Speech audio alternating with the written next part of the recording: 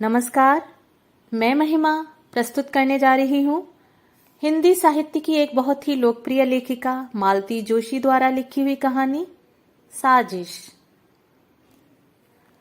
पूरे घर में एक तनाव सा व्याप्त है। कल पम्मी की फिर चिट्ठी आई है और जैसा कि हमेशा होता आया है, पूरा घर भीतर ही भीतर हिल उठा है। बाबूजी लगातार छत पर चहलकदमी कर रहे हैं। अम्मा रसोई में बैठकर आंसू बहा रही हैं। सोहन तो पढ़ाई का बहाना लेकर दोस्त के यहाँ निकल गया है। खाने के वक्त भी उसने शक्ल नहीं दिखाई। निम्मी अलग मुंह फुलाए पढ़ने के लिए कमरे में बैठी है। बच्चे टुकुर टुकुर जिस तिसका मुंह ताक रहे हैं। सबसे ज्यादा संत्रस्त और परेशान है मोहन और शीला। संकोच के मारे बेचारे अपने से ही आंख चुरा रहे हैं। दोनों ने जैसे अपने होठ सी लिए हैं, डरते हैं कि कोई ऐसी वैसी बात मुंह से न निकल जाए जो बारूद के ढेर में चिंगारी का काम करे। वैसे ही वे दोनों हमेशा से कटघरे में खड़े हैं। घर में अच्छा बुरा जो होता है उन्हीं के सिर जाता है। पम्मी की जब भी चिट्ठी आती है, दोनों पति पत्नी अपराध बोध से ग्रस्त हो जाते हैं, क्योंकि उस चिट्ठी की पहली प्रतिक्रिया अम्मा पर होती है। वे बड़बड़ाना शुरू कर देती हैं। इनके लिए तो बहन भार हो गई थी ना, बस ठाव देखा ना ठिकाना, झोंक दी भट्टी में। अम्मा को तो बस कुछ न कुछ कहते रहना है। उनकी इन्हीं बातों से तंग आकर वे लोग निम्मी के वक्त थोड़ा सुस्त हो गए हैं। तो अम्मा बाबूजी 100 बार सुना चुके थे। दो दो भाई हैं पर किस काम के, मजे से हाथ पर हाथ धरे बैठे हैं। कल को लड़की किसी का हाथ पकड़कर भाग जाएगी तब अक्ल ठिकाने आएगी। परेशान है मोहन शीला, किसी करवट उन्हें चैन नहीं है। और अब फिर पम्मी की चिट्ठी आई है। अब इस घर में मेरा निवाह नहीं हो सकता। आप लोग आकर मुझे लिवा ले जाइए, नहीं तो मैं कुछ खाकर सो रहूंगी। पम्मी का यह नाटक पिछले 4 सालों से चल रहा है। 5 साल के वैवाहिक जीवन में मुश्किल से 1 साल शांति से गुजरा होगा। पता नहीं कब क्या हो जाता है और वह अपनी लड़की को गोद में उठाकर यहाँ चली आती है। शुरू शुरू में तो सब उसे हाथों हाथ लेते थे, सबको उससे सहानुभूति भी थी। बाबूजी खुद जाकर 2-4 बार समधी जी से बेटी के लिए अनकिए अपराधों की माफी मांग आए। 2-4 बार दामाद को घर बुलाकर समझाया बुझाया गया, पर हर बार कोई क्या करे। अब तो खीज सी होने लगी है। पम्मी जब भी आती है, घर का बना बनाया रूटीन तहस नहस हो जाता है। बजट की धज्जियां उड़ जाती हैं। शीला तो इन दिनों अपने सारे अरमानों की भावनाओं की गठरी बनाकर मन के एक कोने में पटक देती है, क्योंकि और सब लोग तो अपने अपने काम से बाहर निकल जाते हैं। पम्मी की दर्द भरी दास्तान और अम्मा के ताने उसी के हिस्से में आते हैं। यह तो वह किसी तरह सह जाती है, पर जब उसके फूल से बच्चे उपेक्षा का शिकार होने लगते हैं तो उसका खून खौल जाता है। उनके कपड़े, खिलौने, यहाँ तक कि दूध में भी पम्मी की मुनमुन का हिस्सा निकालना पड़ता है। दिन भर दादा दादी की डांट खानी पड़ती है, सो अलग। दुखियारी बेटी के लिए अम्मा उन दिनों कुछ ज्यादा ही तरल हो जाती हैं। आए दिन घर में स्त्री पकवान बनने लगते हैं। अम्मा रोज पम्मी को लेकर रिश्तेदारों के यहाँ निकल जाती हैं और रिक्शे तांगे में ढेर सा रुपया फूंक डालती हैं। पम्मी का मन बहलाने के लिए निम्मी को ठेल ठाल कर उसके साथ सिनेमा या पार्क में भेज देती हैं। इन सब कार्यक्रमों के लिए शीला को ही पैसे देने पड़ते हैं और वह खुशी खुशी देती है, नहीं तो अम्मा का पारा चढ़ जाता है। बजट के गड़बड़ाते ही सारी व्यवस्था चरमराने लगती है। हर कोई एक दूसरे पर खींच उतारने लगता है। आरोपों प्रत्यारोपों का एक दर्दनाक सिलसिला शुरू हो जाता है। घर जैसे नर्क बन जाता है। तब ऊबकर पम्मी कहती है, यही सब सहना था तो मैं अपने घर क्या बुरी थी। सारा घर जैसे सांस रोके इसी क्षण की प्रतीक्षा में जीता है। बाबूजी फौरन उसकी बात को उठा लेते हैं और तैयारी का आदेश जारी करते हैं। फिर ढेर सारे साज सामान के साथ भाई लोग उसे ससुराल छोड़ आते हैं। यह विदाई भी कम जानलेवा नहीं होती। घर की मामूली सी आय में एक बड़ा सा छेद कर जाती है। कई जरूरी खर्च जैसे अम्मा की चप्पल, बाबूजी का टॉनिक, सोहन का स्वेटर या निम्मी का सूट अगली किसी शुभ घड़ी के लिए टल जाते हैं। फिर भी सब लोग राहत की, संतोष की सांस लेते हैं। पर खर्च की यह गहरी खाई ठीक से पट भी नहीं पाती कि पम्मी का खत फिर आ जाता है। 2 दिन तक लगातार तनाव झेलने के बाद शीला से नहीं रहा गया। पति से बोली, देखो तुम तो दिन भर बाहर रहते हो, इनकी नजरें झेलनी पड़ती हैं मुझे। ऐसे देखते हैं जैसे मैं कोई हत्यारिन हूं।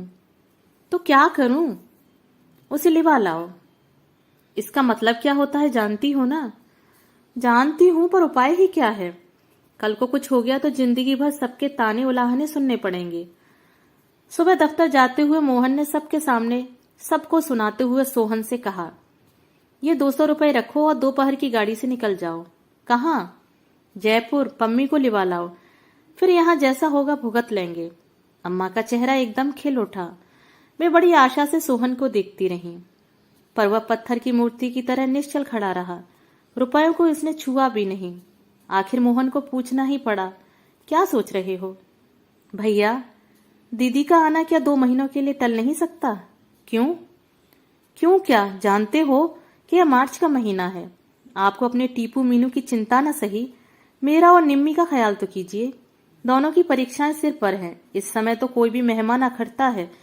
दीदी तो फिर आप जानते ही हैं, आते ही सारा वातावरण गंदला करके रख देती हैं। घर में पांव देने की इच्छा नहीं होती, पढ़ाई क्या खाक होगी? आप तो खुशकिस्मत हैं छोटे भैया, निम्मी ने सुर मिलाया। घर में पांव देने की इच्छा ना हो तो दोस्त के घर जाकर पढ़ सकते हैं। हम क्या करें? दीदी आती हैं तो कितना काम फैल जाता है। वे तो किसी काम में हाथ नहीं लगाती, बस दिन भर बैठी बिसूरती रहती हैं। अपनी बिटिया तक तो उनसे संभलती नहीं, उसे भी हम पर थोप देती हैं। अम्मा एकदम हतप्रभ थीं। तुम दोनों को अपनी सगी बहन भी जहर लग रही है। वाह रे कलजुग। मगर शीला खुश थी। अच्छा हुआ कि अम्मा जी जान तो गईं कि पम्मी का आगमन सारे घर के लिए कितना अनचाहा अध्याय है। सबसे ज्यादा खुशी तो इस बात की थी कि जो कुछ हुआ, सोहन ने कहा, निम्मी ने कहा, मोहन और शीला के सिर कोई बुराई नहीं आई।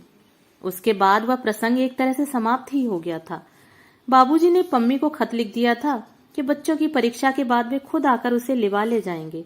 इसी आशय का एक अनुरोध पत्र उन्होंने समधी जी को भी लिख दिया था। मोहन से कह दिया था कि एकाध पत्र बहनों को भी लिख दे, हम उम्र हैं दोनों, 2 बातें वह प्यार से समझा देंगे। लेकिन इस बार पम्मी ने किसी का इंतजार नहीं किया। वे छुटकारे की सांस ठीक से ले भी न पाए थे कि वह रोती झींकती आ पहुंची। उसे देखते ही सबके चेहरे फक पड़ गए। उस दिन घर में उत्सव का सा वातावरण था। मोहन ने अपने एक परिचित को सपरिवार आमंत्रित किया था। यह निमंत्रण अनायास या अहेतुक नहीं था। निम्मी के लिए उस घर में बात चलाने की योजना थी। वे लोग इस बहाने घर को निम्मी को देख लें, यही इच्छा थी। घर को उस दिन विशेष यत्न से संवारा गया था। निम्मी भी सजी धजी गुड़िया सी बैठी थी, इतनी चुप चुप जैसे कि मुंह में जुबान ही न हो, और सबने भी अपनी बेहतरीन पोशाकें पहन ली थीं। शीला ने जिद करके सास को भी कलफ लगी साड़ी पहना दी थी। वे मिस्री की डली बनी मेहमानों से बतिया रही थीं। बाबूजी सबके बीच में चुपचाप बैठकर सामने वाली पार्टी को आंक रहे थे, परख रहे थे। शीला रसोई में व्यस्त थी। सोहन बाजार के चक्कर काट रहा था। मौका लगते ही बहन को चिकोटी काट लेता था। माहौल खुशी से सराबोर था कि पम्मी घर में भूचाल की तरह दाखिल हुई। आते ही उसने बुक्का फाड़कर रोना शुरू कर दिया। मुझे वहां भट्टी में झोंककर यहाँ सब बैठकर गुलछर्रे उड़ा रहे हैं। इतनी चिट्ठियां लिखी पर कोई झांकने भी ना आया। किसी को परवाह नहीं है कि पम्मी जिंदा है या मर गई। इतनी ही भारी लगती हूं तो हाथ पांव बांधकर कुएं में फेंक दिया होता। बार बार तंग तो नहीं करती, पर जब आपके पास देने के लिए कुछ नहीं था तो मेरी शादी क्यों की? लड़के वालों के सामने अच्छा खासा नाटक हो गया। महफिल तो उकड़ती ही थी। बार बार क्षमा याचना करके उन लोगों को विदा किया। उनके यहाँ से क्या जवाब आएगा? यह तो अब करीब करीब निश्चित ही था। बड़ी मुश्किल से कहीं बात लगी थी, सब चौपट हो गया। महीने के अंतिम दिन थे, फिर भी मोहन ने जी कड़ा करके स्वागत सत्कार में 150 फूंक डाले थे। सब पर पानी फिर गया। घर में जैसे मातम छा गया। निम्मी तो खटपाटी लेकर ऐसी पड़ गई, उसने खाना भी नहीं खाया। और लोग भी पम्मी से खिंचे खिंचे ही रहे। अम्मा और भाभी को छोड़कर किसी ने ठीक से कुशल छेम भी नहीं पूछी। अपने स्वागत का यह नया अंदाज देखकर पम्मी सहम गई। 2 दिन तो उसने किसी तरह सब्र कर लिया, तीसरे दिन फट ही पड़ी। लगता है किसी को मेरा आना अच्छा नहीं लगा। पहले से जानती तो यहाँ आती ही क्यों? अपमान ही सहना है तो अपने घर सहूंगी। घर में नहीं निभेगी तो कहीं नौकरी कर लूंगी। सोहन भी जैसे तैयार ही बैठा था। बोला, तो कर लो ना नौकरी। जिंदगी भर भैया भाभी की छाती पर मूंग दलना क्या जरूरी है? जब मन होता मुंह उठाकर चली आती हो। आखिर तुम्हारे लिए कोई कितना करेगा? घर में एक और लड़की भी है। आती हूं तो अपने बाप के घर आती हूं, पम्मी ने तमक कर कहा। तुम्हारे दरवाजे आऊं तब आंखें दिखाना। बाप का घर? कहकर सोहन बाहर चला गया। वो अपने दिल का गुबार निकाल चुका था। सोहन है सुखी, अविवाहित है, इसलिए मन की बात बेरोक टोक कह डालता है। कोई यह नहीं कह सकता कि बीबी ने उसके कान भर दिए हैं। अपमान से पम्मी के आंसू निकल आए। सबसे ज्यादा दुख तो इस बात का था कि सोहन इतनी बड़ी बात कह गया और बाबूजी कुछ नहीं बोले। जिनके बल पर वह अकड़ रही थी, कानों में रुई दिए वे चुपचाप छत की कड़ियां गिनते रहे। बाबूजी, उसने कातर स्वर में पुकारा। सब सुन रहा हूं बेटे। बाबूजी ने उसी तरह छत की ओर निर्निमेष देखते हुए कहा। बस सच बात तो यह है बेटा कि अब तुम्हारे बाप का घर कहाँ रहा, सब तो चुक गया। पेंशन जो मिलती है वह दवाइयों के लिए नहीं पूरी पड़ती। बेटे के भरोसे पर जी रहा हूँ। अपनी लंबी चौड़ी गृहस्थी उसके गले मड़कर बैठ गया हूँ। उसका बोझ और कितना बढ़ाऊं? बाबूजी, लेकिन पम्मी बेटे, हम लोग तुम्हारे जन्म के जिम्मेदार हैं। कर्म तो तुम्हें अपने खुद ही झेलने होंगे। दुख सुख जो भी हो अपने घर में ही सहो बिटिया। कल को तुम यहाँ आकर बैठ जाओगी तो बताओ, निम्मी को कौन स्वीकारेगा? पम्मी के सारे सवाल चुक गए थे और शायद उत्तर भी। 3-4 दिन बाद पम्मी को सोहन के साथ गाड़ी में बिठाकर लौटे तो बाबूजी को ऐसा लग रहा था जैसे बेटी को अंतिम विदा दे आए हों। अगर कल को कुछ हो गया, पम्मी के ससुराल वालों ने यदि सचमुच कोई षड्यंत्र रच डाला, तो वे भी उसे बरी नहीं है। इस साजिश में वे भी बराबर के हिस्सेदार हैं। दोस्तों, अभी आप सुन रहे थे मालती जोशी की कहानी साजिश। अगर आपको ये कहानी पसंद आई हो तो मेरे चैनल को सब्सक्राइब और मेरी वीडियो को लाइक और शेयर जरूर करें और अपने सुझाव मुझे कमेंट बॉक्स में साझा करें। आपके सुझाव मेरे लिए बहुमूल्य हैं। धन्यवाद।